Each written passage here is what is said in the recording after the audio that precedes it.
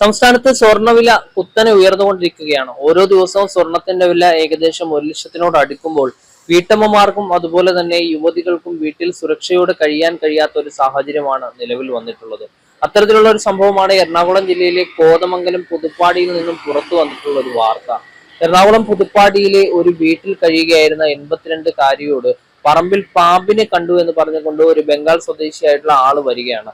ഉടൻ തന്നെ ആ വീട്ടമ്മ വീടിന് പുറത്തേക്ക് എത്തുകയും ആ പാമ്പ് എവിടെ എന്ന് ചോദിച്ചുകൊണ്ട് വരുന്ന സമയത്ത് പുറകിൽ നിന്നും അവരുടെ മാല പൊട്ടിച്ചുകൊണ്ട് ഓടുന്ന അന്യസംസ്ഥാന തൊഴിലാളിയുടെ ദൃശ്യങ്ങളാണ് ഇപ്പോൾ നമ്മുടെ മുന്നിലേക്ക് എത്തുന്നത്. ഓരോ ദിവസവും സ്വർണത്തിന്റെ വില കൂടുന്നതിനെക്കാട്ടിലുപരി ജീവനും സ്വത്തിനും കൂടി ജീവനും സ്വത്തും കൂടി നഷ്ടപ്പെടുന്ന ഒരവസ്ഥയിലേക്ക് നീങ്ങുന്നു എന്നുള്ള ഒരു ദാരുണമായിട്ടുള്ള ഒരു അവസ്ഥയുടെ ഏറ്റവും പുതിയ ഒരു ദൃശ്യമാണ് ഈ ഒരു ആക്രമണം.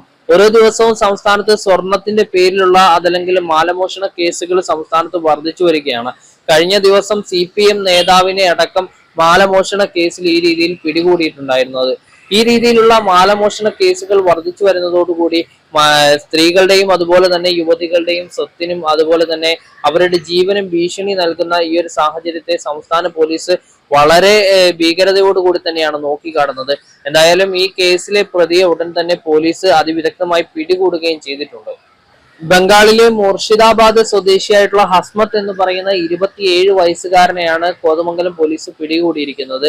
നിലവിൽ ഇയാൾ പോലീസിന്റെ കസ്റ്റഡിയിലാണ് ഉള്ളത്. പോലീസ് ഇതുമായിട്ട് ബന്ധപ്പെട്ടുള്ള കൂടുതൽ വിവരങ്ങൾ അയാളെ കോടതിയിൽ ഹാജരാക്കി അടുത്ത ദിവസം തന്നെ റിമാൻഡ് ചെയ്തു എന്നുള്ള വിവരങ്ങളാണ് പുറത്തു വരുന്നത്. News desk, Ernakulam.